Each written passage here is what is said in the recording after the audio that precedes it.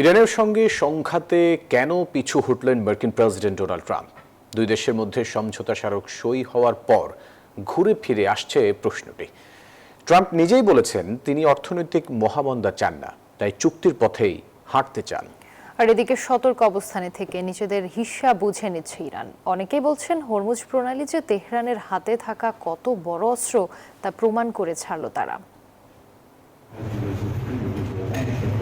Iran যুক্তরাষ্ট্রের যুদ্ধের ইতি টানল 14 দফার সমঝোতা স্মারক। কি আছে বৈরী দুই দেশের এই সমঝোতায়? দফাগুলো দেখে মনে হচ্ছে মার্কিন প্রেসিডেন্ট ডোনাল্ড ট্রাম্প বোধহয় পিছু হটলেন আর ইরানের জয় জয়কার। সমঝোতা অনুযায়ী হরমুজ প্রণালীতে চলাচল হবে স্বাভাবিক। ইরান তার তেল রপ্তানি করতে পারবে বাধাহীনভাবে। মার্কিন মূল্যকে যত ইরানি অর্থ জব্দ আছে সেসব ছাড় পাবে। প্রতি সপ্তাহে সর্বোচ্চবার বিকাশ পেমেন্টে 50 জন হবেন পেমেন্ট চ্যাম্পিয়ন। জিতে নিন টিভি সহ আকর্ষণীয় সব প্রাইজ। মিলবে $300 বিলিয়ন ক্ষতিপূরণ। আঞ্চলিক নিরাপত্তায় লেবানন সহ বিভিন্ন স্থানে নিজেদের নিয়ন্ত্রণ বুঝে পাবে তেহরান।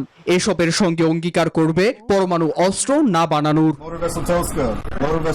অন্যদিকে অনতিবিলম্বে ও স্থায়ীভাবে সেনা সরিয়ে নেবে যুক্তরাষ্ট্র।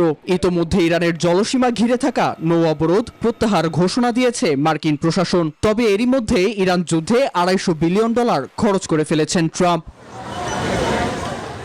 এখন প্রশ্ন, কেন ট্রাম্প পিছু হটেছেন? তিনি নিজেই বলেছেন যুক্তরাষ্ট্র মহামন্দার কবলে পড়ুক তা তিনি চান না। এদিকে দলের ভেতরেও রয়েছেন প্রবল চাপে। কমছে জনপ্রিয়তা।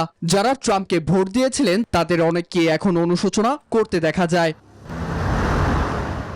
এখন ইরানি মার্কিনী সমঝোতা যাত্রা করছে চূড়ান্ত চুক্তির পথে। এই পথ আপাতত 2 মাসের। তবে এ ধরনের সমঝোতাকে তুলনা করা হচ্ছে 1919 সালের ভার্সাই চুক্তির সঙ্গে, যে চুক্তির শর্ত শেষ পর্যন্ত বিশ্বকে ঠেলে দিয়েছিল দ্বিতীয় বিশ্বযুদ্ধের দিকে। নীরব দাস, নিউজ 24।